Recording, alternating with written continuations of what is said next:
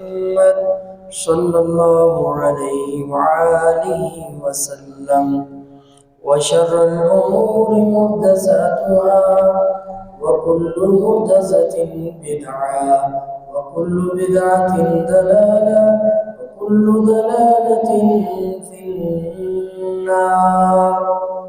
أما بعد، فأعوذ بالله السميع العليم من الشيطان الرجيم. بسم الله الرحمن الرحيم. يا أيها الذين آمنوا اتقوا الله حق تقاته ولا تموتن إلا وأنتم مسلمون. يا أيها الناس اتقوا ربكم الذي خلقكم من نفس واحدة وخلق منها زوجها وبث منهما رجالا كثيرا ونساء، واتقوا الله الذي تساءلون به والأرحام إن الله كان عليكم رقيبا. يا أيها الذين آمنوا اتقوا الله وقولوا قولا سديدا يصلح لكم أعمالكم ويغفر لكم ذنوبكم، ومن يطع الله ورسوله فقد فاز فوزا عظيما. أما بعد، قال الله تبارك وتعالى في القرآن المجيد والفرقان الحميد: يا أيها الذين آمنوا كتب عليكم الصيام كما كتب على الذين من قبلكم لعلكم تتقون أياما معدودات. فمن كان منكم مريضا أو على سفر فعدة من أيام أخر، وعلى الذين يطيقونه فدية طعام مسكين، فمن تطوع خيرا فهو خير له، وأن تصوموا خيرا لكم إن كنتم تعلمون. شهر رمضان الذي أنزل فيه القرآن هدى للناس وبينات من الهدى والفرقان، فمن شهد منكم الشهر فليصم، ومن كان مريضا أو على سفر فعدة من أيام أخر، يريد الله بكم اليسر ولا يريد بكم العسر، ولتكملوا العدة ولتكبروا الله على ما هداكم ولعلكم تشكرون.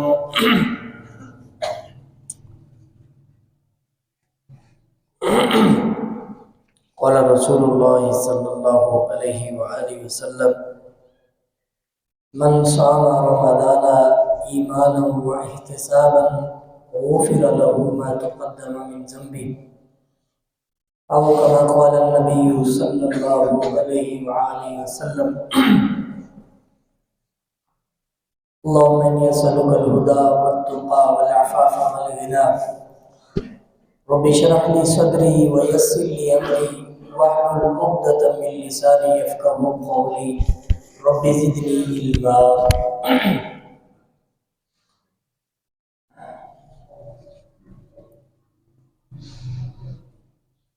اللہ سبحانہ و تعالیٰ کا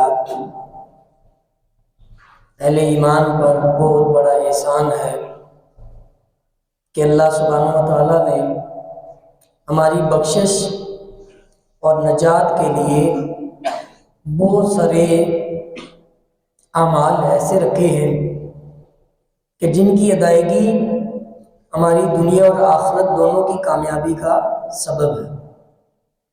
اور اللہ سبحانہ و تعالیٰ اپنے بندوں سے انتہائی زیادہ محبت کرتے ہیں۔ اللہ چاہتے ہیں کہ ہم سارے جنت میں جائیں۔ اللہ کی یہ منشا ہے، اللہ کی یہ رضا ہے کہ اللہ اپنے بندوں پہ ظلم نہیں چاہتا۔ اسی سلسلے میں انہی کامیابی کے پیکیجز میں سے ایک پیکیج جس کے اندر ہم داخل ہونے والے ہیں وہ رمضان المبارک ہے۔ یہ عظیم الشان ماہ مبارک ہے جو برکتوں ہی برکتوں کا موسم، رحمتوں، اللہ کی طرف سے مہربانیوں، مغفرتوں کا مہینہ ہے۔ صرف یہ ہے کہ انسان اس میں اپنے رب کی طرف کس طرح توبہ، استغفار، مناجات، رب کے حکموں کی بجاوری، اللہ کے رسول صلی اللہ علیہ وسلم کی سیرت طیبہ پر عمل، یہ انسان کو اس عظیم الشان کامیابی کے موسم میں کما حق ہو کامیابی کا زینہ ہے۔ اللہ سبحانہ و تعالیٰ قرآن مجید میں کہہ رہے ہیں یا ایھا الذین آمنوا کتب علیکم الصیام، اے ایمان والو تمہارے اوپر روزے فرض کیے گئے، کما کتب علی الذین من قبلکم لعلکم تتقون، تم سے پہلے لوگوں پہ بھی اسی طرح روزے فرض تھے، لیکن ان روزوں کو فرض کرنے کا مقصد صرف یہ ہے کہ لعلکم تتقون، تم تقوی اور پرہیزگاری اختیار کرو، اللہ سے ڈر جاؤ۔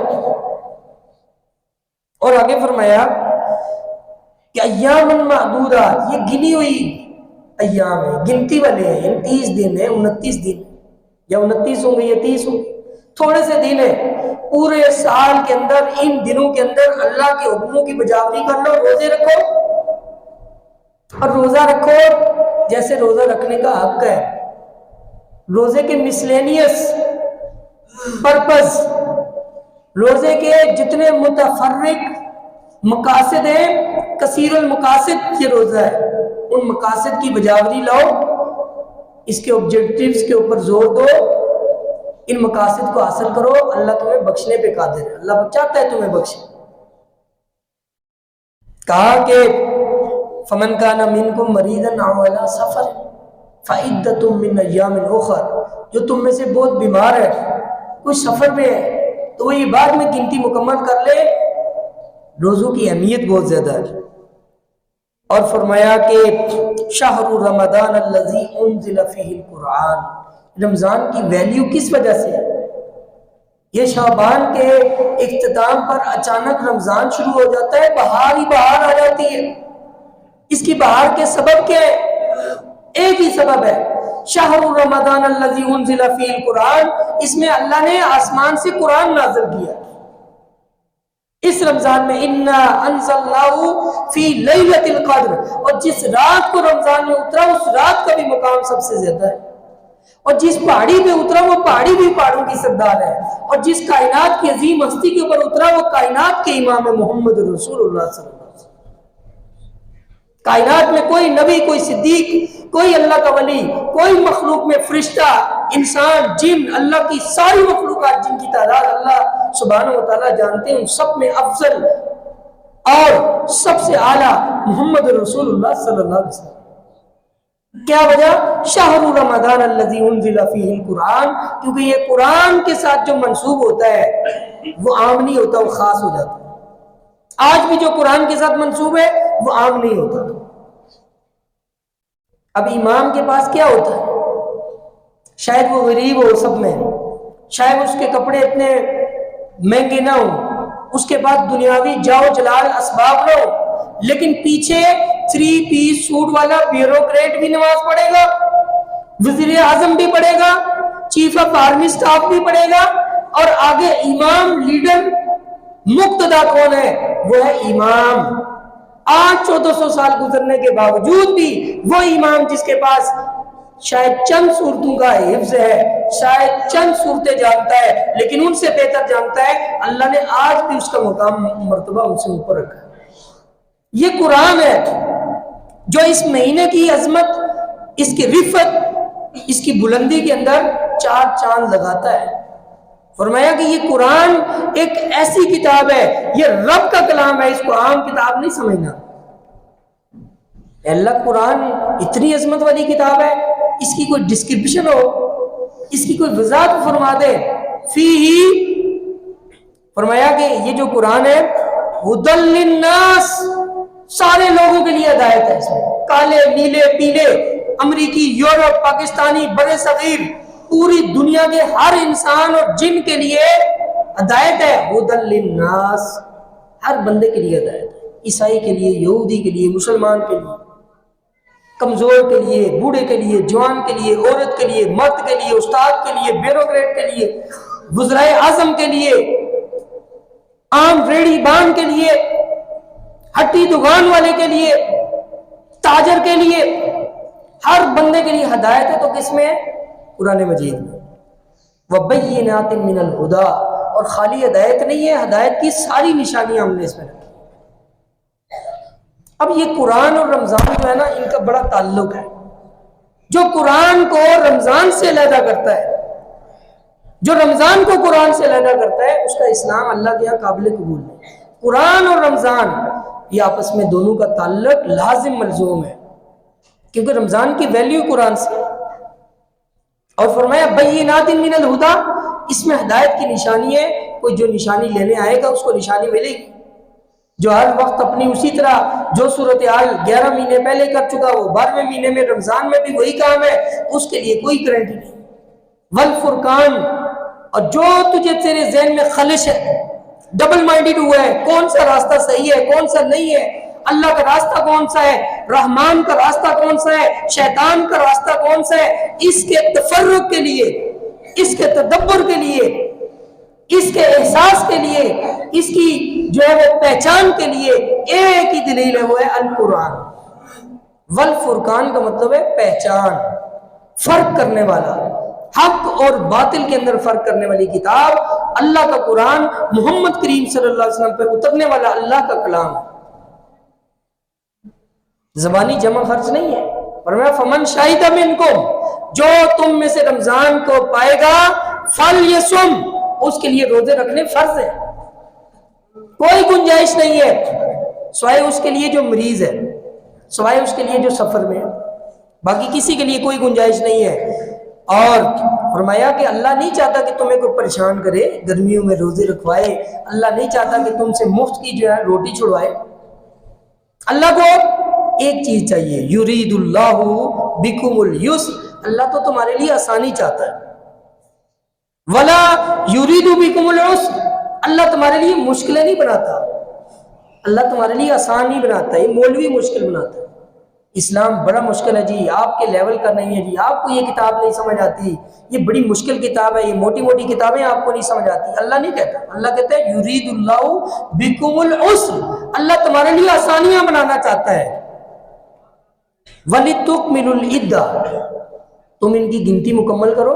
رمضان میں یہ نہیں بہت ایفیشنٹ، پہلے رمضان میں تراویح میں مسجد خچا خچ بھری ہوئی، دوسری تراویح میں بندے کوئی، پہلے رمضان میں بڑا بہترین روزہ رکھا، بالکل کوئی گالی نہیں دی، کوئی فراڈ نہیں کیا، کوئی چغلی نہیں کی، کوئی غیبت نہیں کی، کوئی کسی کا حق نہیں مارا، کوئی جناب انفلیشن نہیں کی، کوئی مہنگے داموں چیزیں نہیں بیچی، جو حق ہے وہ کمایا۔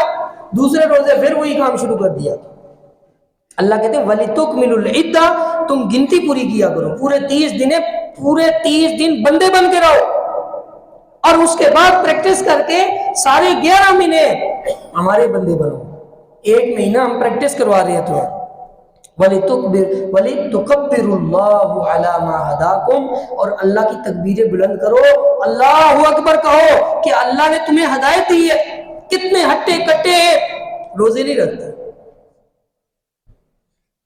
بس جی کیا کریں، میں جو ہے نا شوگر لو ہو جاتی ہے، بی پی کا مسئلہ ہے بہت سخت قسم، پورے بکرے کھا جاتا ہے، ادھر اس کو بی پی کا مسئلہ نہیں ہے، ادھر اس کے جناب پیٹ میں کوئی مسئلہ نہیں ہے، روزے آتے ہیں موت کے آثار نمودار ہونا شروع ہو جاتے ہیں۔ اللہ کہتے ہیں یہ بے ایمانیاں چھوڑ دو، تکبیر وہ بلند کرے، نعرہ تکبیر وہ نہ بلند کرے جو روزے نہیں رکھتا، نعرہ تکبیر وہ نہ کرے کہ جس کے پلے روزے اور نماز نہیں ہے، رات کی تہجد کی نماز نہیں ہے، دن کی مداومت کے ساتھ اور پوری قیام کے ساتھ نمازیں موجود نہیں ہیں، وہ کوئی نعرہ نہ مارے۔ اللہ کہتے ہیں کون نعرہ مارے؟ تکبیر کا، وَلِتُكَبِّرُوا اللَّهُ عَلَىٰ مَا هَدَاكُمْ، جس کو ہم نے ہدایت دی ہے وہ نعرہ مارے۔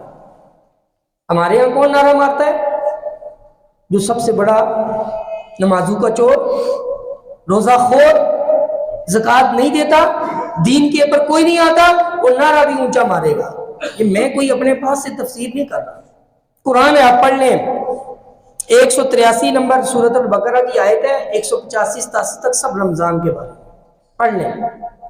کوئی سادہ ترجمہ عرض کر رہا ہوں، وَلِتُكَبِّرُوا اللَّهُ عَلَىٰ مَا هَدَاكُمْ، تکبیر بلند کرو، اللہ کا شکر ادا کرو، اللہ کی بڑائی بیان کرو اس پہ جو اللہ نے تمہیں ہدایت دی ہے، نہیں تجھے روزے رکھنے کی توفیق دی ہے۔ یہ روزے رکھنے کی توفیق بھی اللہ کی طرف سے ہوتی ہے۔ اب رمضان میں کرنا کیا ہے؟ ابھی رمضان آیا نہیں، اس کے لیے ہم دعا کریں، اللہم بلغنا رمضان، اللہ ہمیں رمضان تک ملاقات کروا۔ اور سلف صالحین دعا کرتے تھے، زندگی کے لیے دعا سلف صالحین نہیں کرتے تھے، برکت کی دعا کرتے تھے۔ لمبی زندگی کے لیے نبی صلی اللہ علیہ وسلم نے دعا نہیں کی، زندگی میں برکت کے لیے دعا کی۔ وہ برکت 40 سال والے کو بھی ہو سکتی ہے، شاید 70 والے کو وہ برکت نہ ملے۔ کو نبی صلی اللہ علیہ وسلم نے جو ہمیں طریقہ سکھایا وہ یہ ہے کہ ہم رمضان کے لیے دعا اس لیے کریں کہ تاکہ رمضان میں ہم نیکیوں کی طرف وہ جو پیکج ہے وہ ہمیں مل جائے۔ وہ کیسے؟ 2 صحابی تھے، ایک غزوے میں ایک شہید ہوا اور ایک اس کے سال کے بعد فوت ہوا۔ ایک بندے نے خواب دیکھا، صحابی نے، یہ خواب کسی پاکستانی پیر کا نہیں ہے، جو ہم خواب، تو خواب کے اوپر اسلام نہیں ہے، لیکن نبی کے خواب کا وہی ہوتا ہے۔ نبی کا خواب کیا ہوتا ہے؟ وہی ہوتا ہے، وہ عام خواب نہیں ہوتا۔ اور صحابی نے جو خواب دیکھا اور پھر نبی کو بتایا اور نبی صلی اللہ علیہ وسلم نے اس کی تفسیر کر دی، تعبیر کر دی، وہ بھی وہی ہے، کیونکہ نبی نے اپنی طرف سے تعبیر نہیں کی، وہ اللہ کی طرف سے کی ہے، تو وہ بھی ہمارے لیے وہی کی حیثیت رکھتے ہیں۔ میں وہ خواب بتا رہا ہوں، یہ کسی پیر کا خواب نہیں یا میرا نہیں ہے۔ تو صحابی نے آگے کہا، یا رسول اللہ، فجر کے بعد رسول اللہ صلی اللہ علیہ وسلم خواب کی تعبیر بیان کرتے تھے۔ ایک نے کہا، آج رات کو میں نے خواب دیکھا، فلاں صحابی نہیں ہے جو پچھلی جنگ میں شہید ہوا اور جو اس کے سال کے بعد فوت ہوا، میں نے دیکھا کہ شہید کو ویلکم وہ کر رہا ہے جنت کے دروازے میں۔ یعنی اس کا مطلب ہوا جو سال بعد فوت ہوا ہے وہ شہید سے پہلے جنت میں گیا۔ یا رسول اللہ، پریشان ہوں، اس کی کوئی تعبیر سمجھا دیں۔ آپ نے فرمایا، کیا دوسرے نے رمضان نہیں پایا تھا اس کے بعد؟ پہلے والا جو شہید تھا اس کے بعد جس کو 1 سال اور موقع ملا، اس نے رمضان پایا؟ کیا اس نے نمازیں پڑھی ان ٹائم میں؟ یا رسول اللہ، یہ تو ہے کہ اس نے رمضان کے روزے بھی رکھے اور نمازیں بھی پڑھی۔ آپ نے فرمایا، جو رمضان کے روزے اس نے فالتو رکھے نا 1 سال، جو اس کو اور ملا، اللہ نے توفیق دی، تو اس کی وجہ سے اللہ نے شہید سے بھی پہلے اس کو جنت میں داخل کیا۔ یہ تفسیر ہے محمد رسول اللہ صلی اللہ علیہ وسلم۔ تو اس لیے ہمیں رمضان میں کل پرسوں داخل ہونے والے ہیں، ہمیں دعا کرنی چاہیے، اللہ رمضان عطا فرما اور رمضان کا حق ادا کرنے کی توفیق عطا فرما۔ اللہ بہت بے ایمانیاں کر چکا ہوں، بہت گناہ سمیٹ چکا ہوں، دامن لتڑا ہوا ہے، اللہ ایسا وضو کروا، ایسا غسل کروا، ایسا اسلام کے ساتھ جوڑ دے کہ سارے گناہوں کو تو معاف فرما دے۔ یہ رمضان کا مقصد ہے۔ اور رسول اللہ صلی اللہ علیہ وسلم نے اس کے مقاصد کیا بیان فرمایا؟ فرمایا، اس سے پہلے تو غلطیاں کرتا تھا، تیرے دل میں خلوص نہیں تھا، تو دکھاوے کی نماز پڑھ رہا تھا، تو سارے کام دکھاوے کے لیے کر رہا تھا، تو صدقہ کرتا تھا دکھاوے کے لیے، نیکیاں کرتا تھا لوگوں کو دکھانے کے لیے۔ اور میں وما امروا الا ليعبدوا الله مخلصين له الدين حنفاء ليقيموا الصلاة ويؤتوا الزكاة ذلك دين القيم۔ ہم نے ان کو حکم دیا کہ ایک اللہ کے لیے دین کو خالص کر دیں، دین اللہ کا ہے، اللہ کے نبی کا طریقہ چلے گا، دنیا میں کسی کا طریقہ حجت نہیں ہے۔ یہ ہے مخلصین لہ الدین، کہ ایک رب کی عبادت ہوگی اور اطاعت محمد رسول اللہ صلی اللہ علیہ وسلم کی۔ فلسفہ کوئی لمبا نہیں ہے، کوئی موٹی کتاب نہیں دے رہا میں آپ کو، اللہ نے بھی ہمیں موٹی کتابیں نہیں دی۔ اللہ نے بھی یہ نہیں کہا کہ 16 سال لگاتار علم حاصل کرو گے ہدایت ملے گی۔ ہدایت دینی اللہ نے ایک لفظ سے دینی ہے، ایک آیت کے ٹکڑے سے دینی ہے۔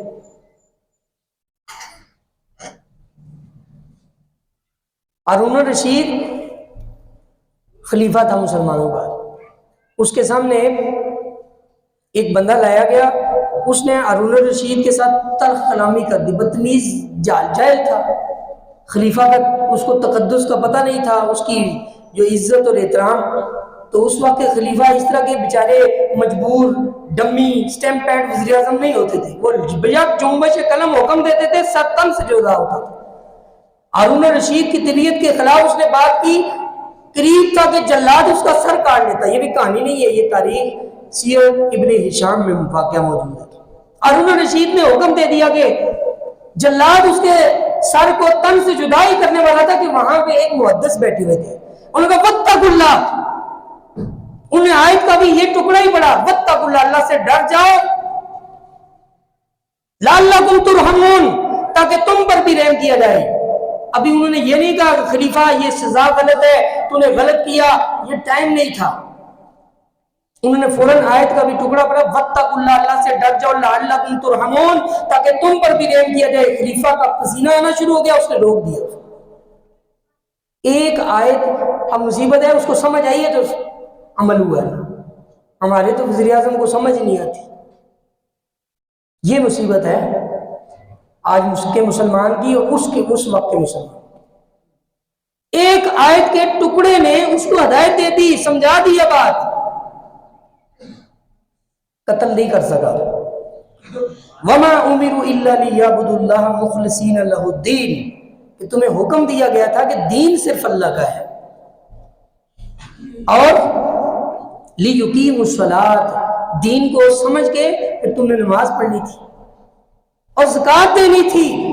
ذَلِكَ دِينُ الْقَيِّمَةِ، یہی بہترین مقیم دین ہے. دین القیمہ کا مطلب ہوتا ہے کہ وہ دین جو کھڑے ہونے والا ہے، وہ دین جو معاشرے میں کھڑا ہو کے بتاتا ہے کہ میں دین ہوں. ہمارا دین کیا ہے؟ مسجد کے اندر پابند دین، کپڑے میں لپٹا ہوا دین، اوپر اونچی الماریوں میں رکھا ہوا دین. مارکیٹ میں دین نہیں ہے، گھر کے اندر دین نہیں ہے، زندگی کے اندر دین نہیں ہے. وہ مولوی صاحب کے پاس دین ہے، ٹھیکیداری والا دین ہے. تو اللہ سبحانہ وتعالیٰ کہتے ہیں ذالک دین القیمہ، معاشرے کے اندر دین ہونا چاہیے. آپ کا تاجر ایماندار ہونا چاہیے، آپ کا امام امانت دار ہونا چاہیے، آپ کے ماں باپ تربیت شناس ہونا چاہیے، آپ کی اولاد فرض شناس ہونی چاہیے، آپ کے ذمہ دار ان کو احساس ہونا چاہیے، تب اسلامی معاشرہ نمودار ہوتا ہے. اچھا،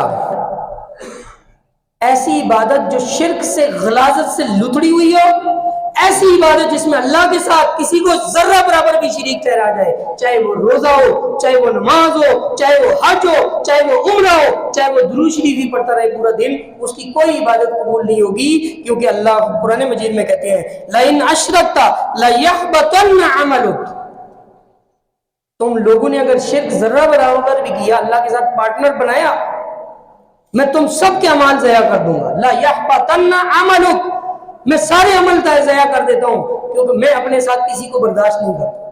تو یہ بات ذہن میں رکھ لیں کہ روزے آنے سے پہلے اگر ہمارے اندر کوئی جراثیم یہ موجود ہے، کوئی غیر اللہ سے مانگنے والا جراثیم ہے، غیر اللہ کے نام پہ نظر و نیاز والی بیماری ہے، مشکل وقت میں غیر اللہ کو پکارتے ہیں، اللہ کے علاوہ کسی کو بھی پکارتے ہیں، تو یہ شرک کے خطرناک جراثیم ہیں.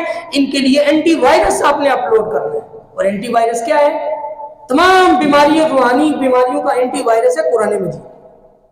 قرآن پڑھیں، ایاک نعبد و ایاک نستعین، تیری عبادت کرتے ہیں، تجھ سے مدد مانگتے ہیں. وما امروا الا ليعبدوا الله مخلصين له الدين، عبادت صرف اللہ کی ہوگی، اطاعت محمد رسول اللہ صلی اللہ علیہ وسلم کی. یہ فلسفہ ہے دو لفظوں. اور نبی صلی اللہ علیہ وسلم نے کیا فرمایا؟ من عمل لیس علیہ امرنا فہو رد، جس نے کوئی ایسا عمل کیا، ثواب کا عمل کیا، نیکی کا عمل کیا، لیس علیہ امرنا، میرا محمد کریم صلی اللہ علیہ وسلم کا اس پہ حکم نہیں تھا، اس نے عمل کیا، فہو رد، اللہ کے یہاں مردود ہے. یہ میں نہیں کہہ رہا، اللہ کے نبی صلی اللہ علیہ وسلم کہہ رہے ہیں جس نے کوئی ایسا عمل کیا دین کا دنیا کے عمل پہ کوئی پابندی نہیں ہے. کوئی موٹر سائیکل چلاتا ہے، کوئی یہ کہ نہیں کہہ سکتا کہ نبی صلی اللہ علیہ وسلم نے تو موٹر سائیکل چلایا ہی نہیں ہے لہٰذا موٹر سائیکل چلانا بھی بدعت ہوئی. یہ نہیں ہے، یہ بیوقوفی ہے. دین کا کوئی عمل نبی کی مہر کے بغیر نہیں کیا جا سکتا، چاہے وہ کتنا ہی پسندیدہ لوگوں کا عمل ہو، لیکن اگر نبی نے حکم نہیں دیا وہ اسلام میں وہ عمل نہیں ہے. سیدھی سی بات ہے، جس چیز پہ نبی کی مہر نہیں ہے، جس پہ عمل نبی کا موجود نہیں ہے، وہ کسی شخص کا بھی عمل قابل قبول نہیں ہے. یہ اسلام کا اصول ہے، قرآن کا اصول ہے، محمد رسول اللہ صلی اللہ علیہ وسلم کا اصول ہے. اور جتنے لوگوں کو غلط فہمی لگتی ہے نا کہ یہ تو حضور نے کیا نہیں ہے، بعد میں کسی نے کیا، صحابی نے کیا یا کسی نے کیا، ایسے نہیں ہوتا. وہ ہماری سمجھ میں فرق ہوتا ہے. جس سے تراویح ہے، تراویح جو تھا، اب یہ میں سرے دس چھوٹی سی بات بتا دوں. تراویح حضور کی سنت ہے، حضرت عمر رضی اللہ کی سنت نہیں ہے. حضرت عمر رضی اللہ نے اس کی صرف جماعت کی کیفیت بنا کے دی ہے. باقی تراویح میرے اور آپ کے نبی صلی اللہ علیہ وسلم نے ساری زندگی پڑھی ہے اور صحابہ کرام کو پڑھا کے دکھائی ہے. 3 راتیں آپ نے جماعت کروا کے دکھائی، لیکن آپ نے لازمی نہیں قرار دی. آج بھی لازمی نہیں ہے. حضرت عمر رضی اللہ نے بھی لازمی نہیں قرار دی. لیکن حضرت عمر رضی اللہ کے دور میں یہ تھا کہ مسجد میں کوئی ادھر پڑھ رہا ہے، کوئی ادھر پڑھ رہا ہے، کوئی ایک امام کے پیچھے پڑھ رہا ہے، کوئی 3 بندے پیچھے پڑھ رہے ہیں. نفلی عبادت میں کہیں بھی پڑھی جا سکتی ہے. تو حضرت عمر رضی اللہ نے کہا کہ یار میں اس کے بارے میں ایک بہتر جانتا ہوں. یہ 2 قاری ہیں، یہ بھی رجسٹرڈ قاری ہیں، نبی کے قاری ہیں. ابی ابن کعب، تمیم الداری، یہ 2 نبی کے قاری ہیں. نبی صلی اللہ علیہ وسلم کے دور میں اقرار کرتے تھے. تو ان کے پیچھے سارے کھڑے ہو جاؤ. علیحدہ علیحدہ پڑھنے سے بہتر ہے کہ ہم ایک امام کے 2 اماموں کے پیچھے پڑھیں. تو وہ کوئی نئی چیز نہیں انہوں نے ایجاد کی. کسی صحابی نے زندگی میں کوئی نئی چیز نہیں ایجاد کی. یہ اپنا ٹکوسلا ڈھونڈنے کے لیے لوگ ڈالتے ہیں. امیر المومنین عمر ابن خطاب رضی اللہ یا جتنے صحابہ کرام ہیں، ان کے ہر عمل کے اوپر سنت کی مہر موجود تھی. لوگوں کو غلط فہمی مولوی ڈالتا ہے. اسی طرح رسول اللہ صلی اللہ علیہ وسلم نے کہا کہ توفیق مانگو. توفیق، کوئی عمل کی توفیق اللہ نہ دے تو نہیں ہوتی. اللہ کے نبی توفیق مانگ رہے ہیں. اور نماز کے بعد نبی صلی اللہ علیہ وسلم نے ایک ذکر سکھایا، وہ لکھا ہوا ہے نماز کے اذکار میں، ربی اعنی علی ذکرک و شکرک و حسن عبادت. اے اللہ میری مدد فرما، تیرا بہترین ذکر کروں، تیری اچھی طرح عبادت کر سکوں. تو اللہ کی توفیق کے بغیر کوئی نیکی کا کام نہیں ہو سکتا. سلیمان علیہ السلام کا ذکر ہے قرآن مجید میں. انہوں نے اللہ سے دعا کی، ربی اوزینی ان اشکر نعمتک التی انعمت علی. اے اللہ میں تجھ سے توفیق مانگتا ہوں. اب اللہ کے رسول ہیں، اللہ کے نبی ہیں. سلیمان علیہ السلام، پوری زمین کی حکومت ہے ان کے پاس، خالی زمین کی نہیں، پورے ایٹماسفیئر کی. یہ سائنسی لفظ ہے، ماحول کی نہیں، پوری ایٹماسفیئر کی. کوئی دنیا کے اندر ایسا شخص نہیں ہے آج بھی کہ جس کو حکمرانی فضاؤں میں بھی ملی ہے. ہواؤں کے اوپر بھی ان کی، ایٹماسفیئر کے اوپر، پوری فضا کے اوپر حکومت تھی. سمندروں کے اوپر حکومت، مچھلیوں کے اوپر حکومت، پرندوں کے اوپر حکومت، جانوروں کے، وحشیوں کے اوپر، جنوں کے اوپر حکومت. اور وہ کیا مانگ رہے؟ ربی اوزعنی ان اشکر نعمتک التی انعمت علی. اللہ میں توفیق مانگتا ہوں کہ تو نے جو مجھے نعمتیں دی ہیں ان کا میں شکریہ ادا کروں. یہ اتنی کھجوریں کھا کھا کے جناب کباب بھی کھا رہا ہے، اوپر سے جناب پکوڑے بھی کھا رہا ہے، اوپر سے سرخ لال شربت بھی پی رہا ہے، چاول بھی کھا رہا ہے، اور اتنی چیزیں کھا کے پھر بھی کہتے ہیں روزے کا مزہ نہیں ہے. آج سالن میں مرچیں ذرا زیادہ تھی. اتنی بدبختی. اور میرے اور آپ کے نبی کس سے افطار کر رہے ہیں؟ ایک کھجور گھر میں رکھی ہوئی ہے، کھجور رمضان کا مہینہ ہے، ایک کھجور ہے گھر میں، اور وہ بھی چھوارا ہے. کتنے مہینوں کی وہ بھجی ہوئی کھجور، سوکھی ہوئی کھجور ہے، اور باہر ایک افطار سے